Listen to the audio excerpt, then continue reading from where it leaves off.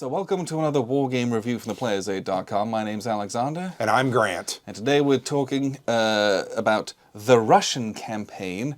I believe this is the 5th edition. Deluxe 5th edition. From GMT Games. This game was designed by, I want to say, John Edwards. In my brain I keep saying Joseph Edwards for some reason, but it's John Edwards. A very famous designer in our hobby, yes. By the way. And this particular game, it being a 5th edition, has been around for a very, very long time. It's gone through a number of different iterations. Indeed. A couple of different companies as well, like Jedco had it for a while. I think Avalon Hill started with it. So Compass Games did the design Signature Edition of this, but it's a deluxe reprint is what it's called. Oh, it's not technically a DSE, but I also have that as well. I think that one came out basically the same time as this, a very similar window. Like I've had the Compass one sat on my shelf for probably about 12 months, and I think we've had this one for this came out early this year, close to 9 or 10 months. But this is a very famous, very well-liked, well-loved game. I think a lot of people who have been around in the hobby for a while have played this at some point. So it's nice to finally kind of get to this and kind of see what it's about. Well, I feel like our journey as wargamers is kind of coming to an end. We've now experienced everything. I'm just kidding. But no, experiencing this is one that I think we've been asked about a lot over the years. Yeah. But the reality is when this came out, I was in diapers. Yes. And in my 80s, I didn't play war games. I played Dungeons and Dragons and other games. But it is a classic. I will say this I think it's fair to say, yeah. After playing just the small scenario, what was our Fall Blau, which is a 6-turn scenario? 6-turn. 8. I think.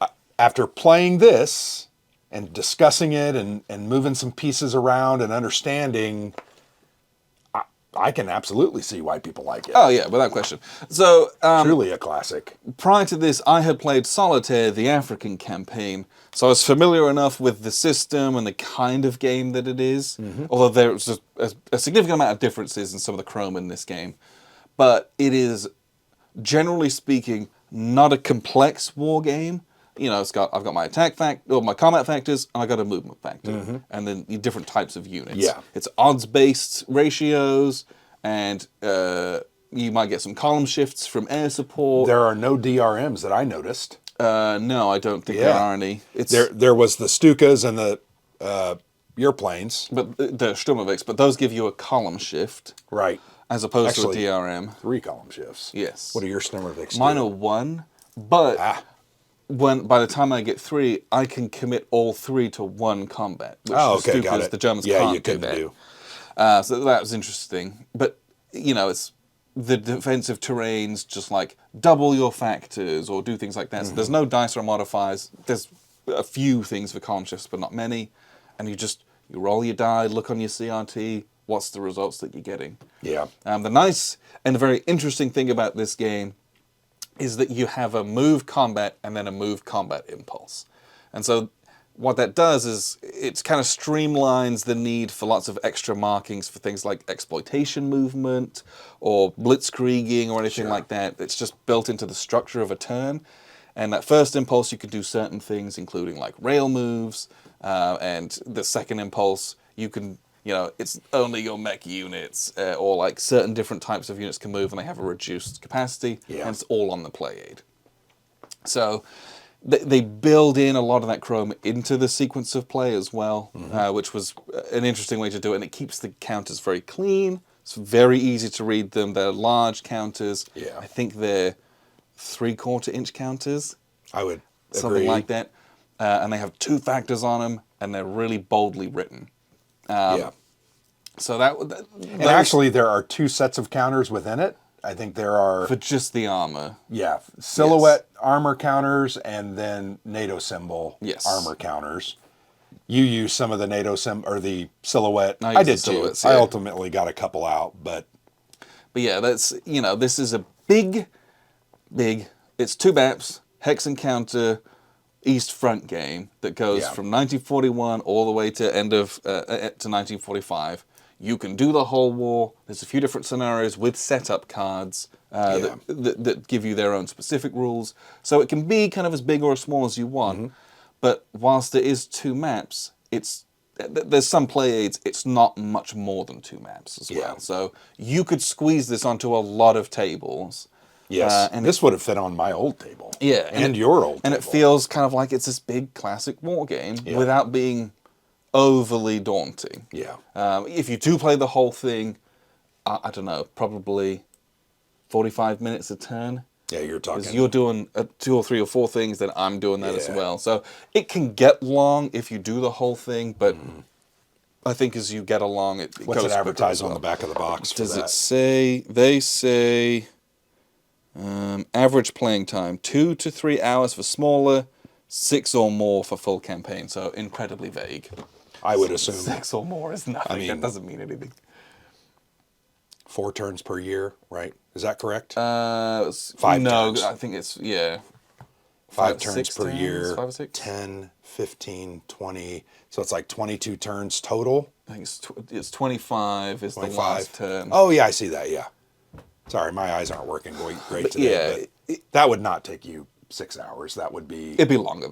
I'd say 12 to 15 hours, if not more. 15 to 20 probably. And there's a lot of sudden death victory conditions in it, Sure. which what I really liked is that your sudden death victory conditions change as the game goes on. Okay. So each year your like sudden death victory cities move further east.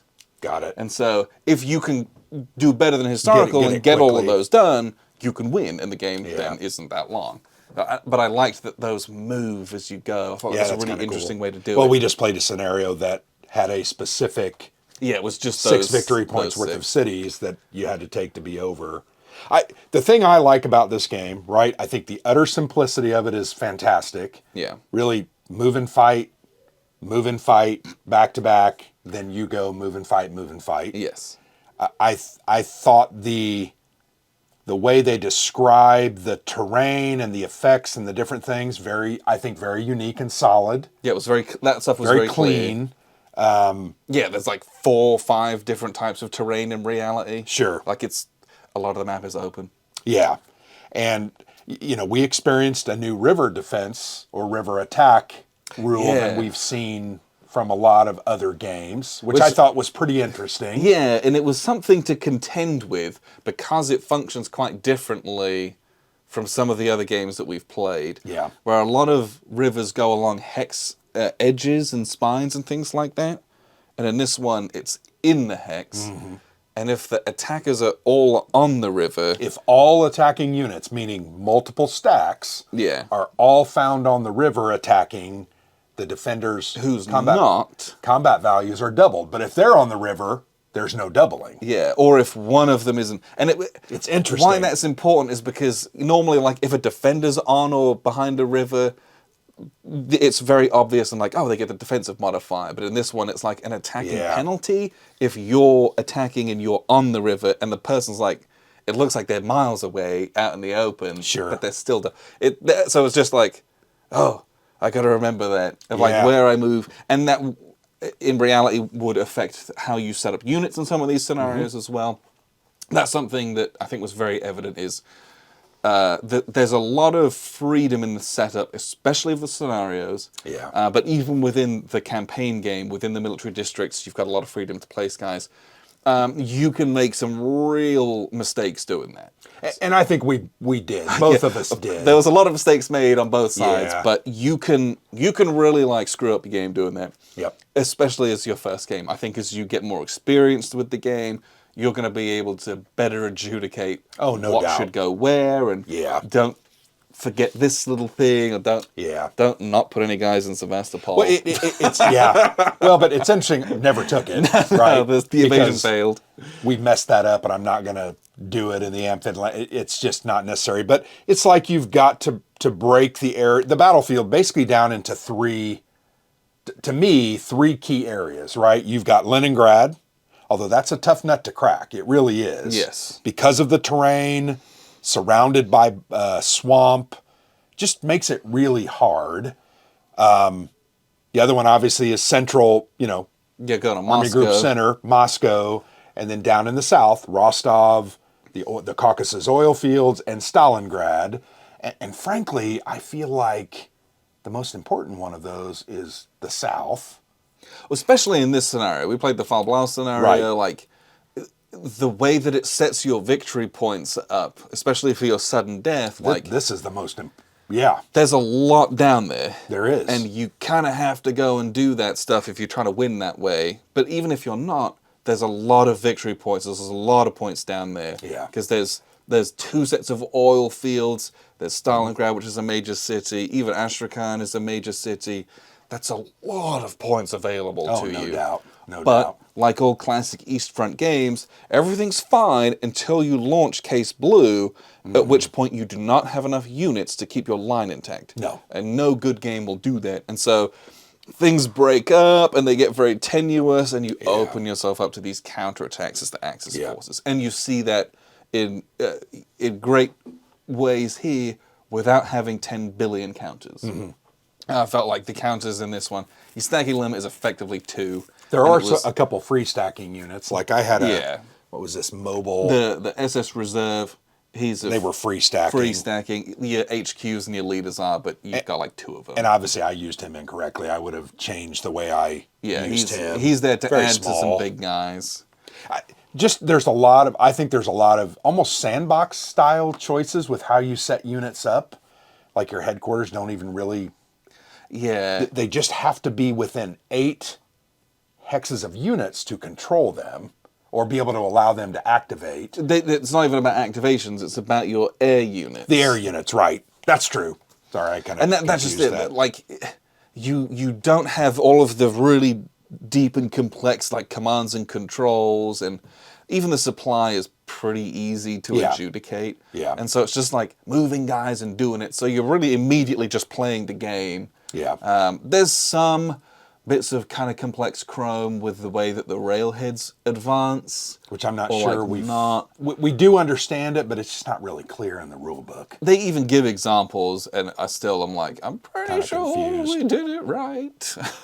I also like the Russian partisans. I thought that was a very cool, Yeah, those are always a fun little add. very bothersome. And they just kind of like pop up, and you Yep. just got to deal with them. And it's, if you don't deal with them, it can be disastrous. But Sure. they're easy to deal with. Yeah, it's not. just a commitment of resources. Yeah. And that's the great decision making to be done. Well, and what it really does is it slows your reinforcements from getting to the Yes. front where they can be used. Couple things that we didn't like, right? Sure. The counter color choices, I'm not a huge fan of. I would say they're very bad. Lots of reds and greens. Yeah, so that's never great for accessibility. We aren't colorblind, but there's Well, a lot of people that are. are. But the shades of green are so similar in some instances. Yeah. I'm not sure why if you want to use green or a couple shades of green, that's okay. Throw in some gray counters and some light gray counters and Like, make the Hungarians, they make them like an olive. Make the Romanians purple, the Italians Yeah. yellow, the Germans gray. that's something Problems. unconditional surrender does really well. Something a lot of games do. Really Lot well. of and great- here they're just very different close. shades of greens, and it's like, Well, and look at your units. It's different shades of brown, light brown. You do have red guards units Yeah. and workers, but I had a lot of trouble with that, trying to figure out what units were what on the setup and on the board. it's just unnecessary. I don't know Yeah. why I did that. Not sure why that was the case. The other thing is, so on these setup cards for the different scenarios, and you probably can't see this, but there is a big blue line that acts as a border on the map that shows you, oh, you have to set up, Russians set up east, Germans set up first on the west of the line. Yeah. And then you kind of fill in as the Soviets after that. First off, really, really small.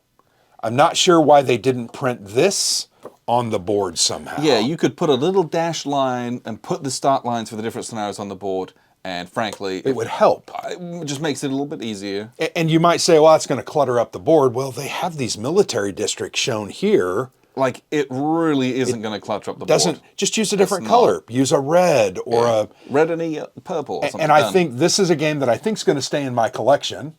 So I think what I want to do, and this might be sacrilege, No, it's your game. take these and actually draw these lines in different colors on the board. And then mark this as, this is the red, the Fall Blau scenario is Yeah. red. You might use blue. And it's but like, why are you using the blue that is effectively the same shade as all the rivers and the I sea? know. Come on, man. So I'm not sure. Now, the here, red one, totally fine. they used a red one in That's Bagration, nice and easy to see. but that drawn on the map would be very, very helpful because this is a significantly big scenario. And you can make them nice and fine, You so can. it's not like ugly or anything. No. I don't know. That's a little bit, and I really thought as a 5th edition deluxe version, Yeah. those things would have come up in a production meeting and a discussion about how are we going to improve this. You know, you talked about the African campaign, which is off camera. Yeah, so I here. have the African Campaign Designer Signature Edition. This is from Compass Games. And built into that game are a number of like quality of life improvements where they have like, that game's all about like counting movement and supply, but they have like signposts that say this is 5 movement points, this is 10, 15, 20, 25. So my guy starts here, he's got 25 movement points, I just put him on the 25. Yeah, exactly. I don't got to count. Yeah. Now, this game doesn't do that, but the comparison is that they have some really good QOL stuff in here, and it just feels like some of that stuff is absent in this game. So my question, now, I've never played the original, right? Or 10 other editions of it. I know it said that there's been significant improvements in some rules changes and updates. I'm not sure I fully understand all those changes. Yeah.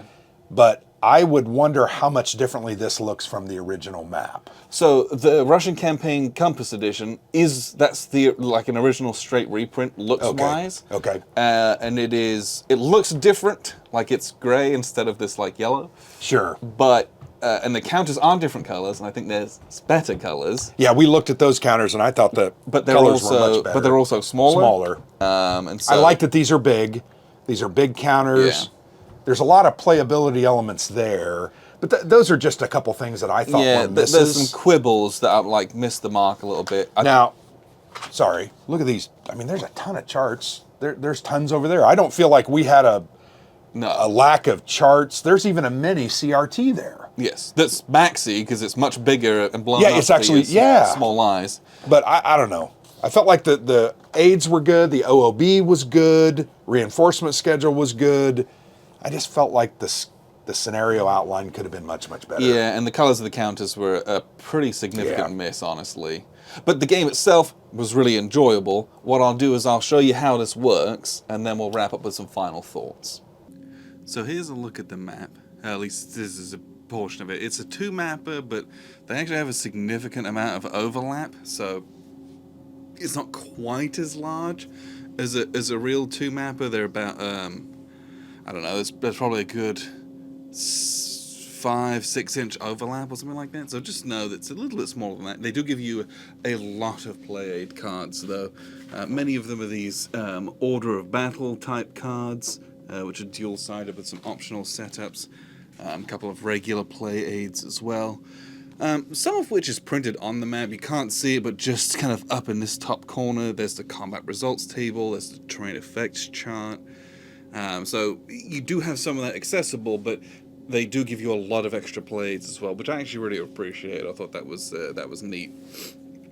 But really the core of the game is that each turn, which you can't really see the turn track either, the map's just a little bit too big to get into the camera shot. Each turn represents 2 months. And as such, think about what happens in 2 months. Even at this scale, 2 months can do quite a lot.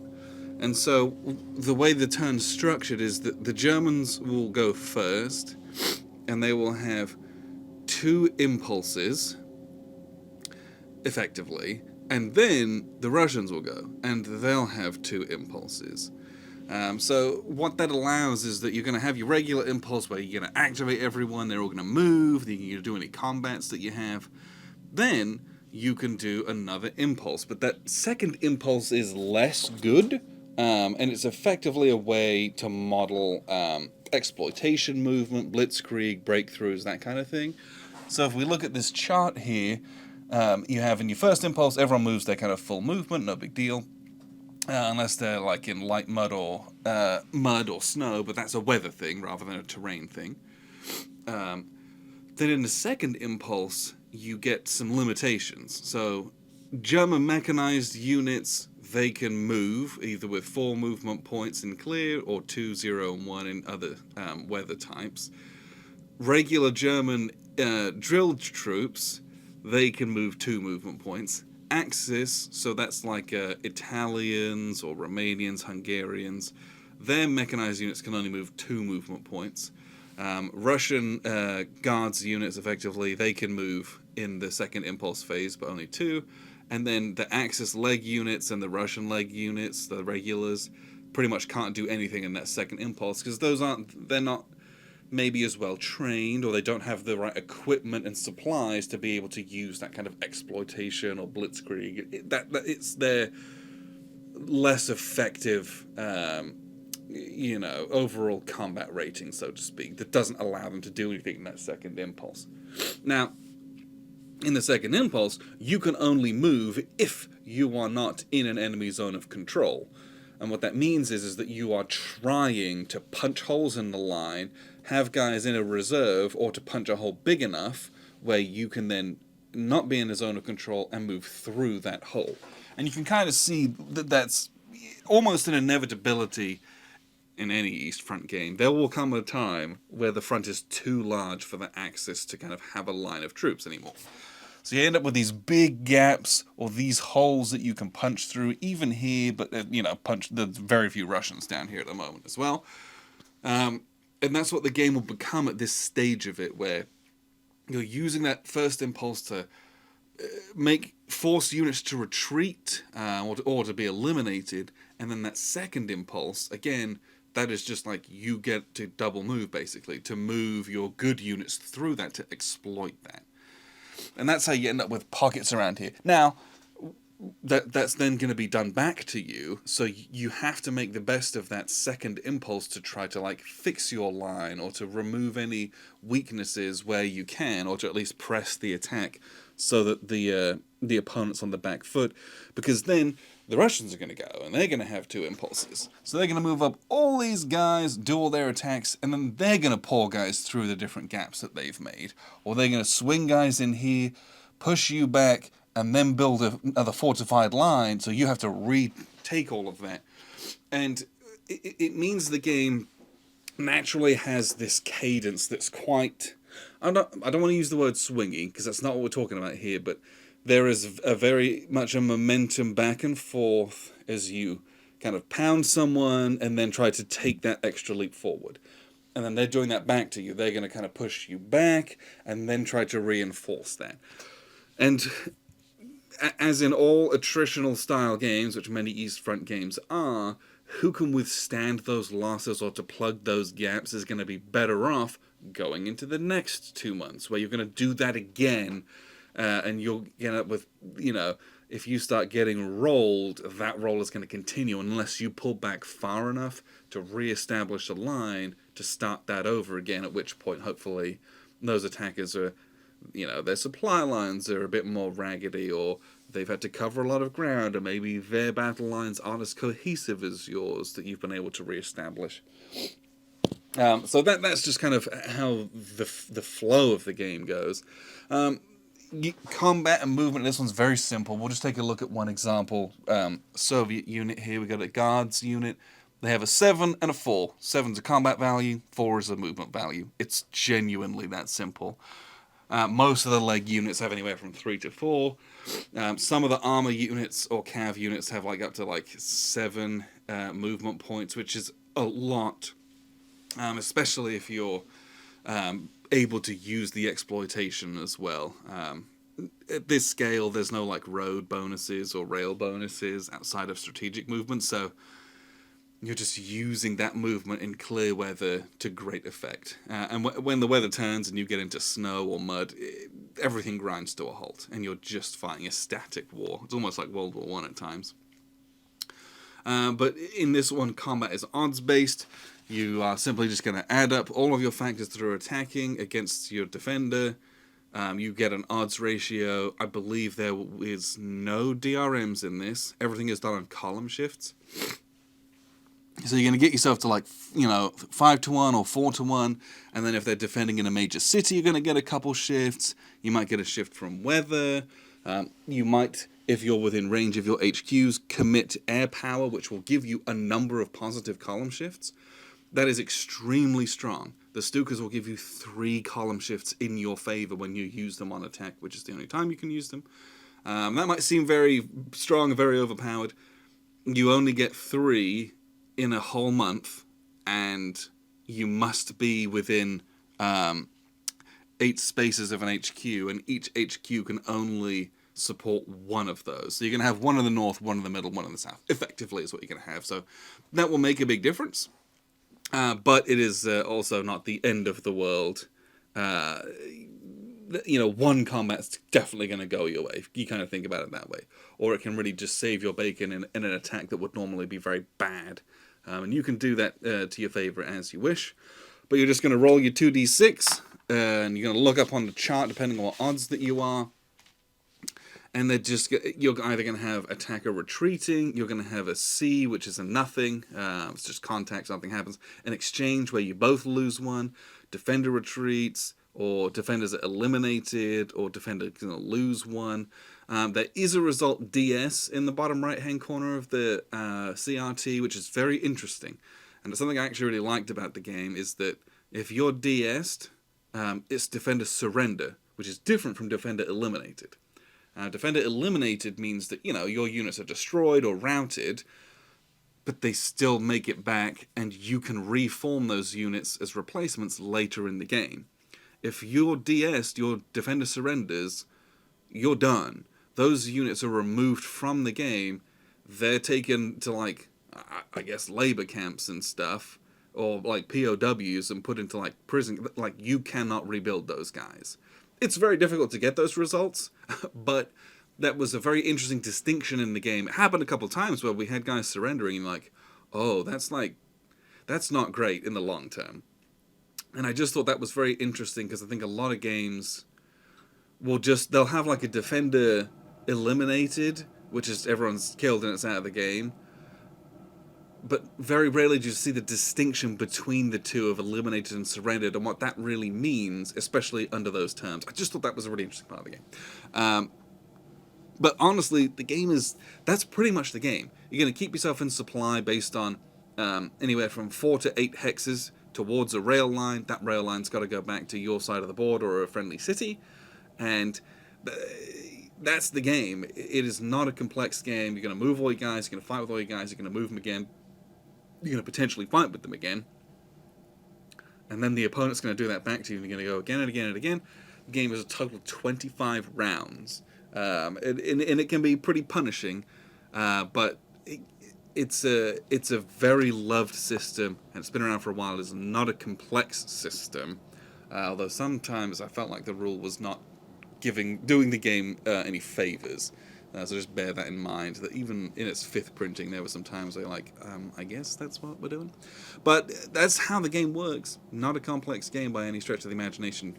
You can pick up any old copy of this and you can have a good time with it. But what we'll do is we'll wrap up here with a few final thoughts. So that was a look at the game. I did have a very enjoyable time playing. Oh, this is an excellent game. I've played the African campaign, and it was nice to kind of revisit that same system in its simplicity that it does have. This has a bit more chrome. That has some supply rules, but this has things like the partisans and the railroads, and there's 2 different types of supply depending on if it's winter, and then you have that combat supply. So this has its chrome stuff in it as well. And you can have the Axis miners surrendering by the end of the game, which is also kind of an interesting part of it. But the simplicity and the low counter density of this as an East Front war game is something that I think will entice a lot of people. There's a reason it's in its 5th edition. There's a reason it's stuck around, and I think it's just, generally speaking, as a game, it is eminently playable. Yeah. Well, I would recommend this to, I think, introductory wargamers, right? People who haven't necessarily played a true hardcore hex encounter wargame. I think this is a very good one. I think it's understandable. I think the strategy is pretty understandable. It's straightforward, yet it's fun, and it gives you that hex encounter feel from the get-go. And it has 4 or 5 pages of optional rules as well. They've accumulated through all the different editions and whatever. They've got a million different options for different reinforcement schedules. Well, the different leaders types. The leaders are ultimate interesting. leaders. So you have Stalin, and then you have Hitler, and there's two different sets of counters for them, depending on whether you want them to be more involved, which I'm not sure why you would want that. You would not. They only had a one combat factor. Frivolous. Yeah. But then you've got like this little overlay that sits on the map that changes a piece of terrain, which has been argued about for decades by players. Well, I think their argument is that these mountains really aren't necessarily mountains, and therefore they shouldn't act that way. Or I'm not sure. But yeah, you have the option to cover it change up. the map if you want. And there's lots of stuff like that in this game. And that's not a sticker. It's just It's an overlay. Yeah. So you just put it there. You put your plexi on top, and it covers up these 3 mountain hexes. Yeah, if you don't have plexi, like... Well, what I would say is if you're having trouble digging those Russians out there, which you're going to, those mountains double your defensive value. And they make it so you stop when you move in them, so it's slow going. Just surround them. You know what I'm saying? Just move a couple. Now, these marshes are going to stop you too, but just surround them. Then they'll be cut off and they won't be able to do anything. Some people think they're fine, some people don't, so they Yeah, gave you the option, so it's there. So I guess I don't think about things that deeply. Maybe I should, but I don't. I'm not that intelligent. To me, I'm not that kind of gamer where I'm like, Sure. oh, this is, like I'm having fun playing with you playing a game. Yeah. I don't care about these 3 hexes. I right. really don't. Yeah. That's just not who I am. Now, maybe if we played the 1941 scenario, maybe we would have felt differently. And if I'm like playing it in tournaments and I play it a whole bunch, I might be like, oh yeah, these are kind of silly. But like, but the reality of this is a really solid game. I enjoyed it. I totally understand why people like it. I totally understand why it's in its 5th edition. Yes. We say that often about games like Twilight Struggle that probably have 15 editions now. Yeah, million printings. If it's a good, solid game, people are going to find it. I'm glad we finally found this. I'm glad we finally played it. It's another East Front game that we can add to our, lexicon of experience. And I enjoyed it. And it's the whole of the East Front as well, which is really nice because you get everything in it, and it's low counter density. The rule book wasn't my favorite.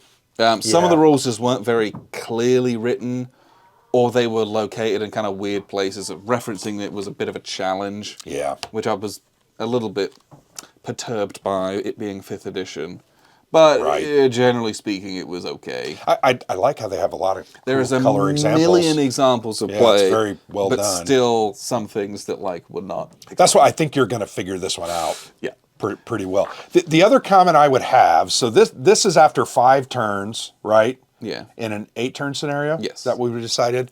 And we were talking about, obviously we made some mistakes in Leningrad. You didn't put enough units in there. Yeah. Don't take any tactical advice from me. Yeah, so that fell pretty quickly to the Germans, and I don't have to worry about that. What I'm trying to do is kind of hold you up there. The really interesting part here is kind of in the center around Kharkov. Yes. You've got 7 or 8 Soviet units there that are kind of beefy. You've got some 6.3s and a 5.3 and then a couple of tanks.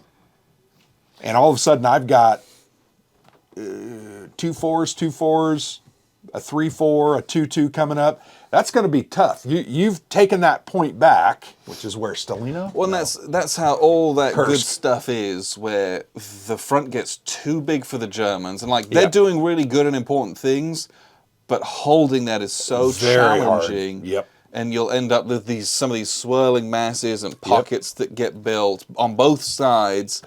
And so there's really a lot of uncertainty in especially this middle part of the game, that's what you want.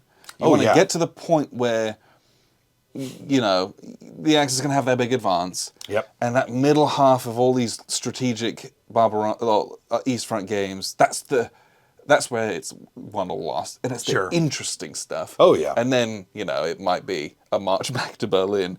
Sure. But it was, there's no sure thing going on here, which I thought was really cool. It's just really interesting. I like Moscow. It's like we're at the gates of Moscow there, and if I can get a couple decent rolls, I might do well, but I also may not. Right? Yes. I roll a lot of ones sometimes. It's a fortress, and there's reinforcements coming. It's just interesting. I think down in the south, it's interesting.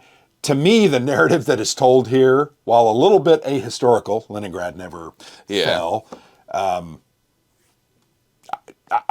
don't know. It's just really interesting, and I think that's why we play these games. Yes. To see this narrative unfold before us that helps us understand, oh, okay, this is what I might try to do. I'd love to set it back up and really focus on maybe the South and just kind of hold up here, but that's why you played these games. And I can see this game being played over and over again. There's no secret information in this game, so you can very easily play this solitaire. You just I do all my stuff on one side, and then I sit on the other side of the table, do all my stuff on the other side. Yeah. There's no reason you couldn't do that as well. Sure. And it would be enjoyable. Yeah, because I don't know about you. When I play these big hex encounter games solo, I enjoy ones which aren't super mega crunchy because I can just kind of drift in, do the turn, play a couple turns, and kind of go off, do another one the next day without having to relearn a set of rules. Yeah. These rules are easy enough where it's just like, do this, do this, do it as much as I want, and I'm done. But I don't have to be like, I don't have to come back to the manual and be like, oh, I forgot how to do it. Sure, yeah. Which some games, it's a bit too daunting for that. This one I think is fairly straightforward. Yeah.